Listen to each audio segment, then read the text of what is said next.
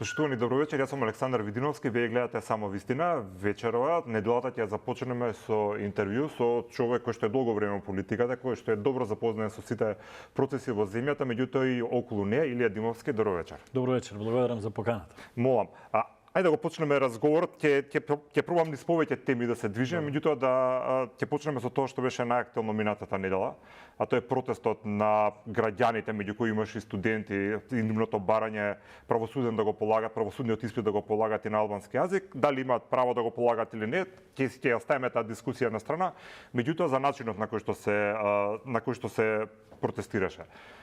Дали мислите дека е во ред, односно зошто не е во ред, се уште во 2026 година, кога се барат работи да ги овозможи државата, да не се почитува државата, да не се почитуваат символите, да се скандира УЧК, да има физичка пресметка, бездомните куќиња да се шутираат и да се направи една таква голема логистика и од Албанија, па дури од Америка со поддршка за протестот.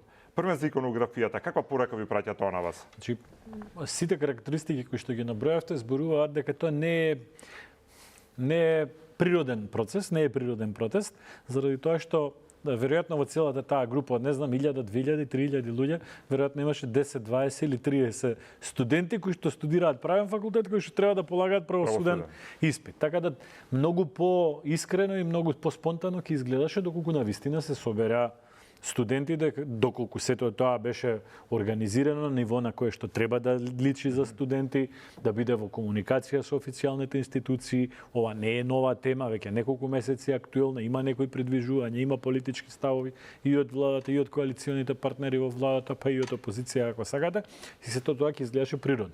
Вака како што беше, очигледно стануваше збор за организирана операција на друг центар, кој што не се студентите. За жал, во тие студенти кои што ги гледаме на телевизија, навистина има и паметни момци кои што и девојки кои што изгледаат подготвено, кои што изгледаат спремно, едуцирано и така натака и оставаат убав впечаток, но очигледно е дека се ставени во некоја туѓа агенда. Дали таа туѓа агенда е надворешна или внатрешна, не би сакал да навлегувам.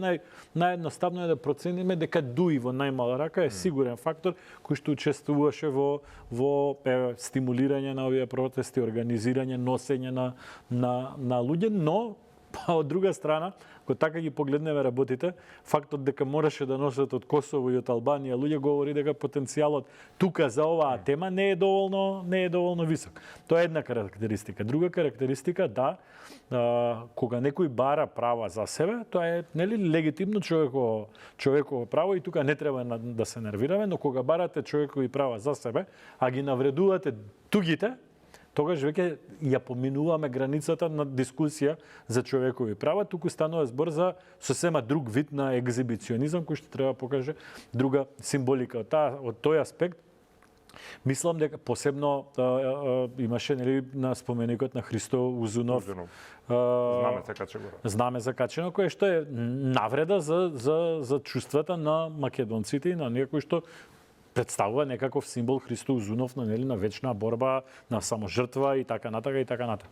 Тој аспект тоа може да се класифицира и како навреда на чувствата и да се третира на сосема друг начин.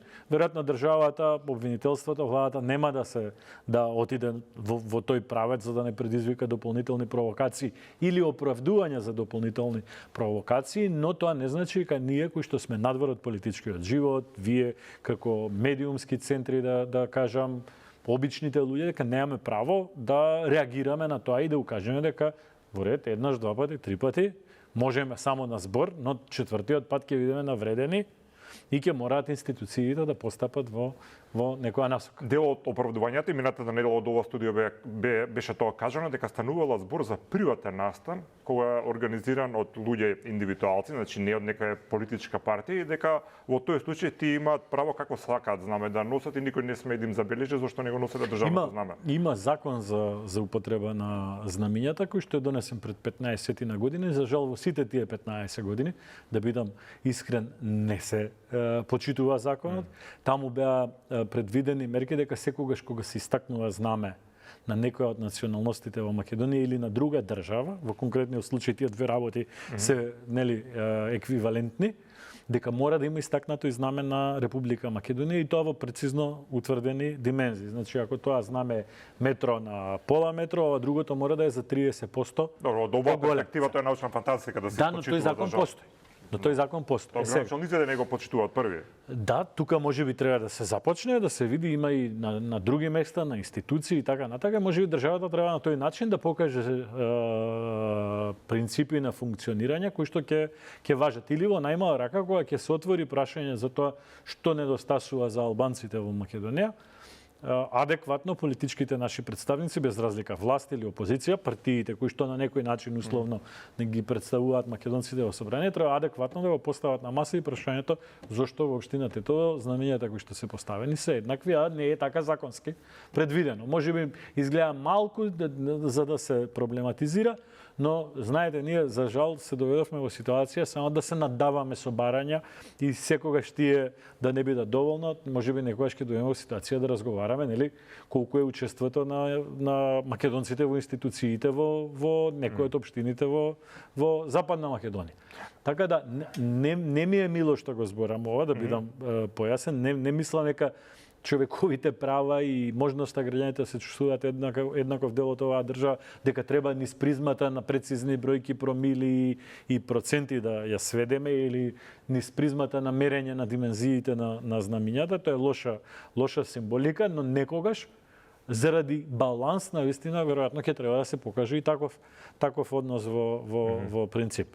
Господин Димовски, сега малце ќе расшириме темата, ќе се вратиме на протестите, бидејќи тој има уште неколку епизоди, дел хулигански, дел политички.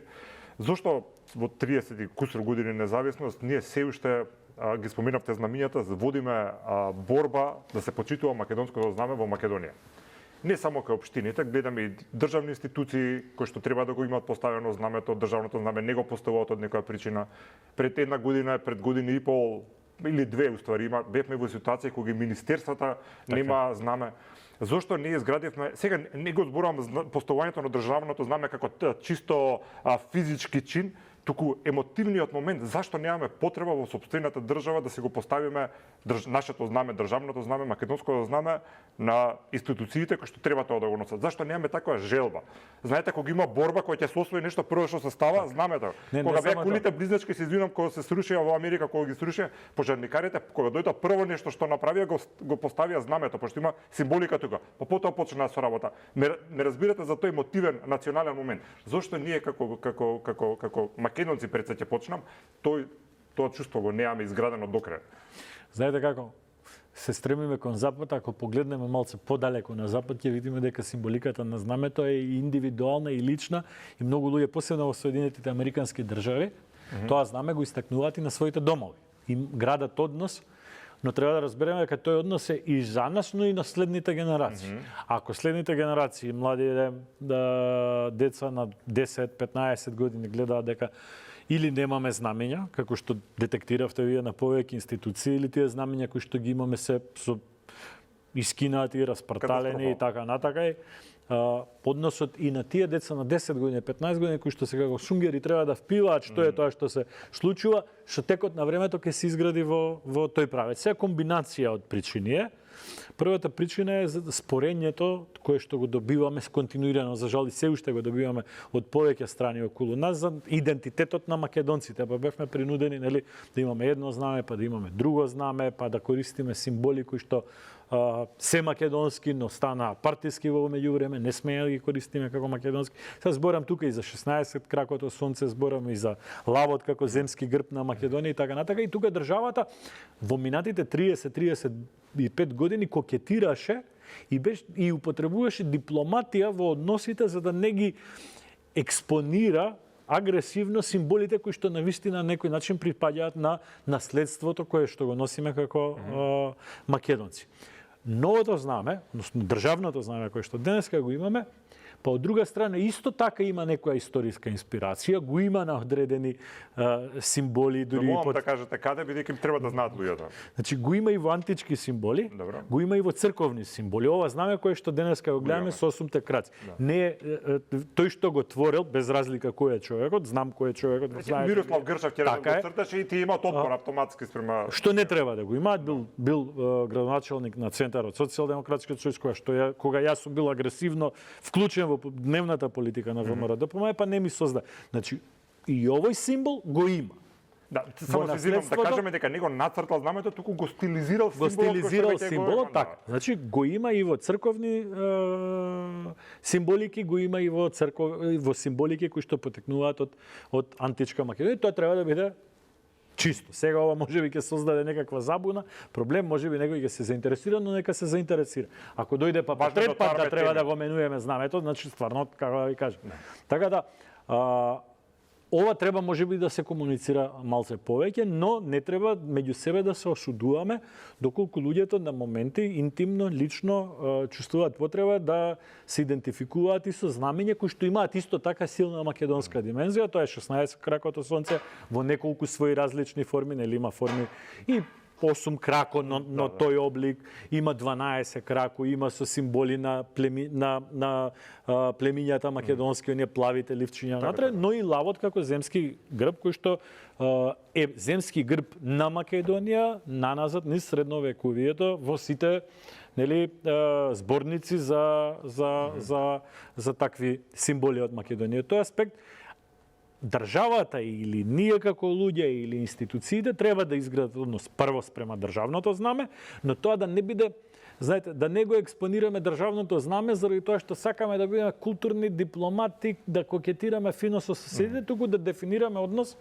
И јас тука многу жалам заради тоа што државата во овие 35 години не успеа да го смени грбот на државата, кој што не ми смета, не сакам да создадам негативна атмосфера кај луѓето кои што малце повеќе чувствуваат поврзано со социјалистичкото наследство, но мораме да констатираме дека тој грб исто така е модифициран со текот на времето, не е истиот кој што бил 46 или 5 година, да не сгрешам, значи е модифициран, тој првичниот грб е пирин во позадината, па потоа е измодифициран за да личи повеќе на љуботен, односно на Шарпланина, но ние и Белорусија сме единствените држави во Европа кои што останаа со социјалистичките символи. Ја извадивме петокраката, но символиката е таа која што имаме, наследство. Италијанскиот грб е таков и со петокрака. Потсеќа, но тоа е неповрзано со социјалистичкото наследство. Заради тоа зборам од бившите комунистички држави, само Македонија и Белорусија останаа со таква символика. Пак велам, не треба никого да го навреди мојот став, заради тоа што имам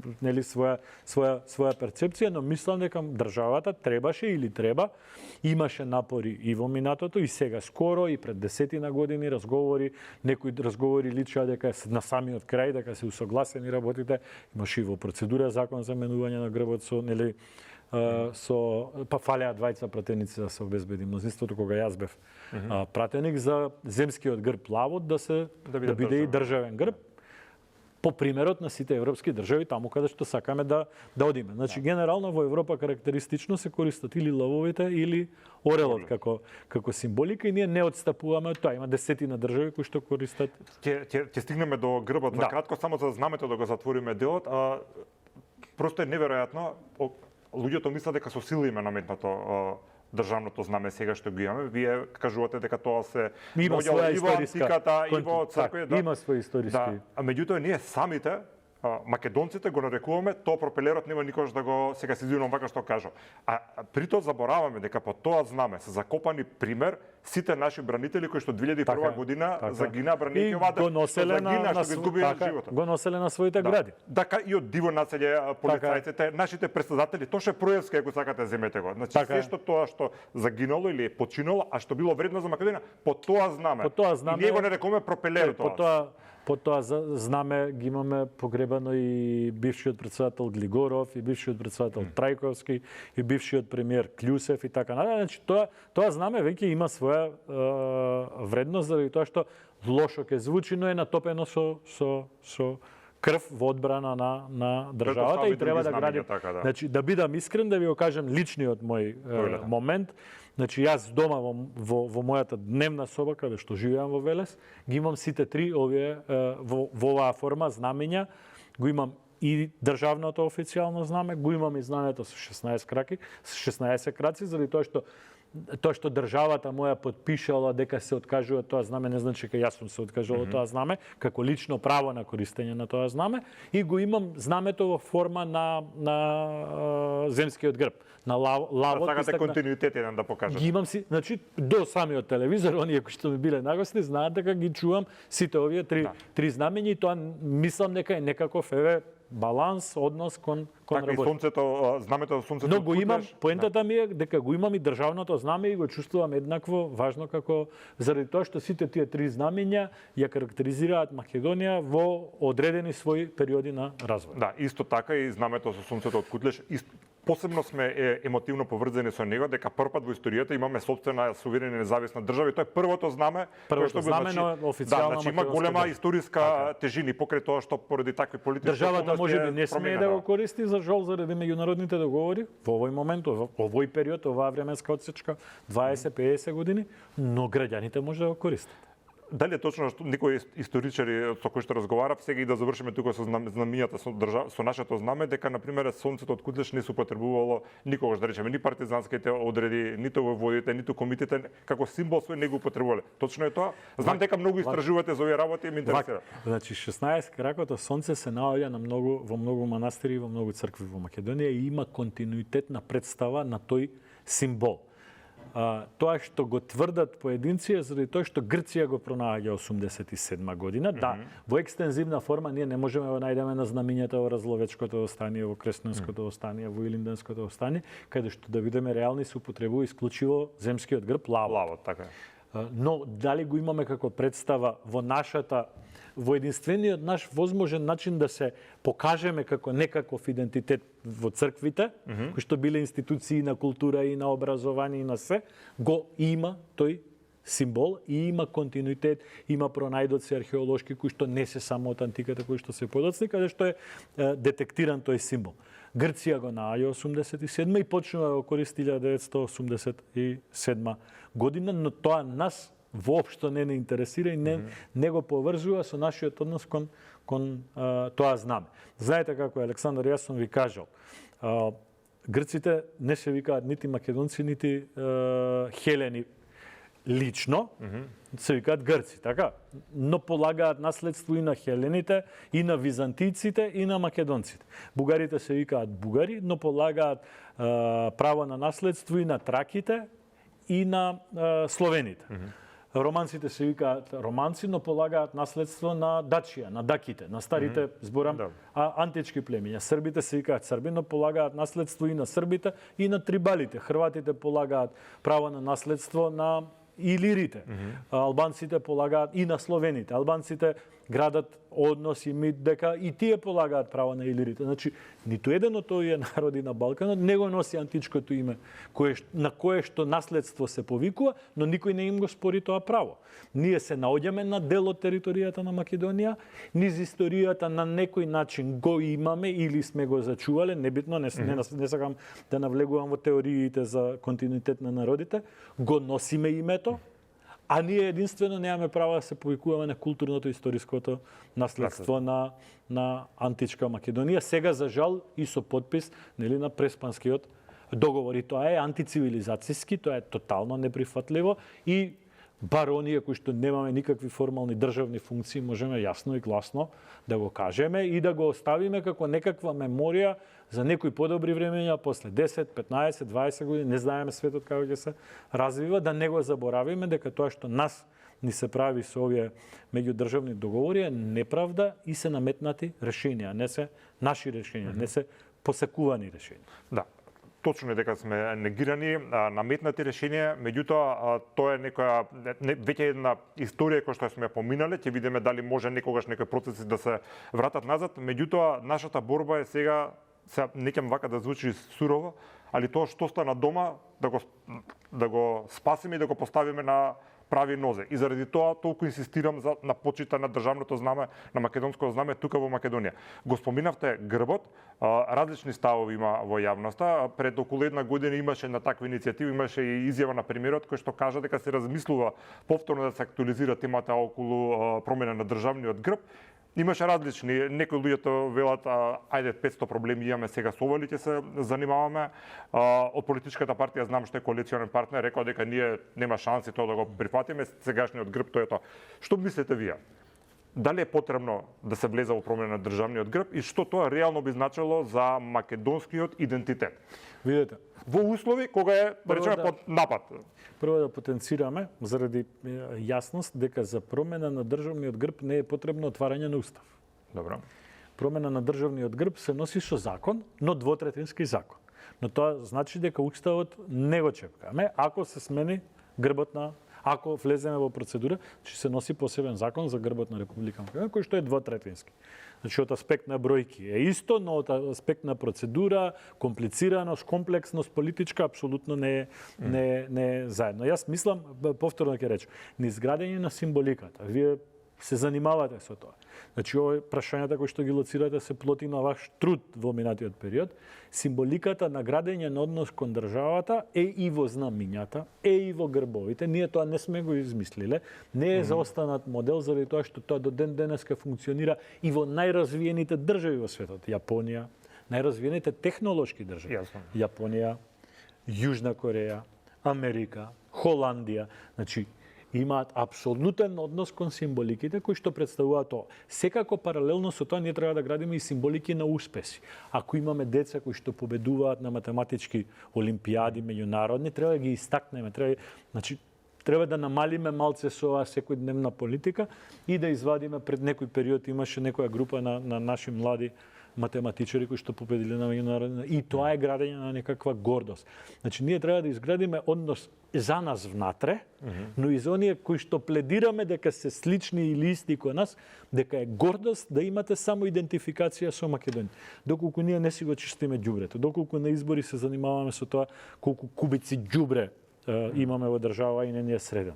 Доколку немаме возови низ државата, доколку имаме наследство на нерешени коруптивни скандали во минатите 10, 15, 20 години, доколку имаме континуирано институции кои што работат во загуба, јавни предпријатија, да не набројувам ни за милион проблеми, тогаш ние помалку чувствуваме желба внатрешна, како подсвест, да се идентификуваме со државата или да се идентификуваме со заедницата.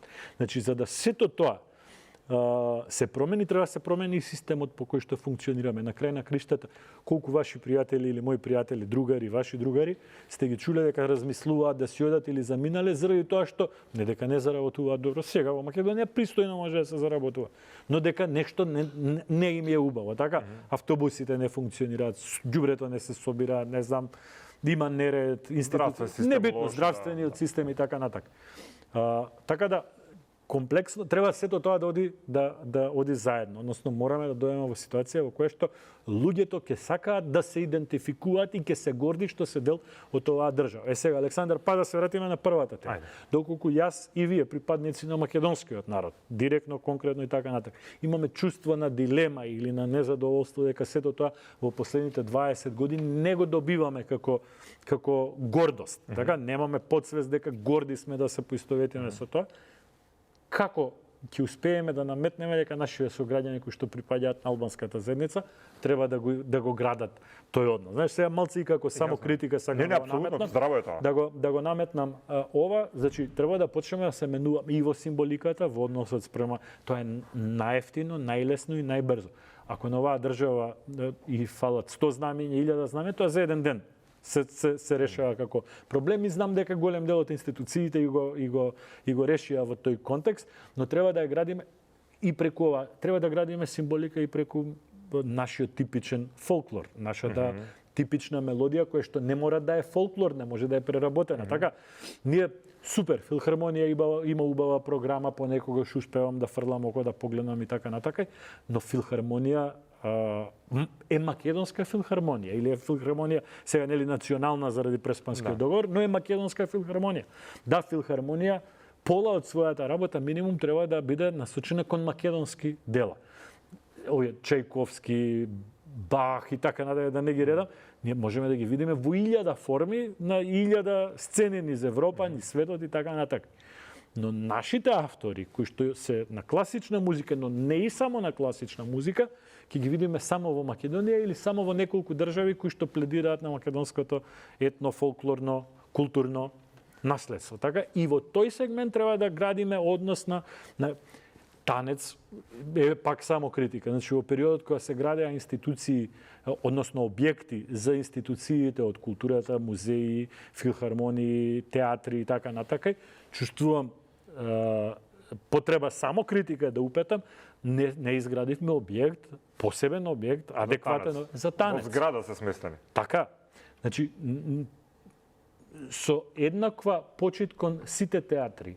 Јас сум учествувал, значи сум помогнал за некои од зградите на театрите, на вистина побрзо да се изгради, посебно онаа во Велеска, каде што личен мој притисок. Значи со максимална почит испрема театрите, испрема операта, балетот, филхармонијата и така натака, но танец треба да има најмалку еднаков третман во Македонија, како што има филхармонија, како што има опера и балет и Македонски народен театар. Значи, ако имаме ранг на највисоки институции од културата, танец мора да биде таму. Не смее да биде подоле, не смее да биде во некоја барака или во некоја зграда. Мислите зграда. дека сваќаат луѓето генерално јавност, и политичарите, вашите поранешни колеги, колку е важен танец? Сега бидејќи го споминавте.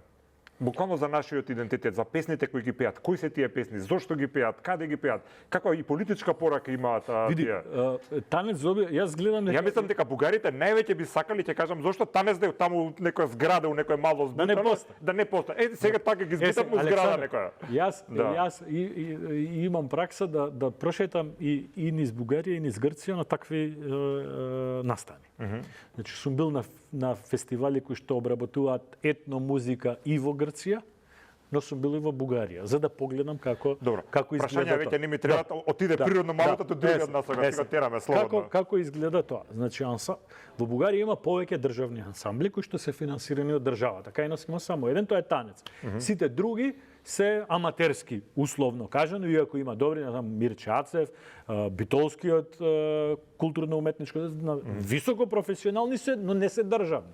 Некаде општините помагаат, некаде бизнисот помага, некаде само иницијативно се собираат, но имаме само еден официјален државен ансамбл за народни песни и ора, тоа е танец. Бугарите имаат повеќе. Поголема држава, окей. Бев во една прилика, отидов специјално во Благоевград, за таа намена, со другари, со пријатели кои што се разбираат во оваа проблематика, гледаме ансамблот Пирин, кој што е Благоевград, но е национален, е финансиран од државата. Се гледа разлика во прво ансамблот многу помасовен, многу поголем, со многу поголем буџет, очигледно според нели сценската како изгледаше сето тоа изгледаше и меѓу другото доминантна улога на ансамблот Пирин во Благоевград му е да разработува музика од Македонија. Не само тоа сакам да прашам, кажете кои песни ги свири и пеа? Истите што ги гледаме и ние. Ги представува како българска песен. Но во секој настап на ансамблот Пирин не останува само со македонски песни. Значи, кога зборам за македонски песни, не зборам за пирински песни само, туку зборам, значи, они има последната година има цел еден комплот на композиција со егејски песни.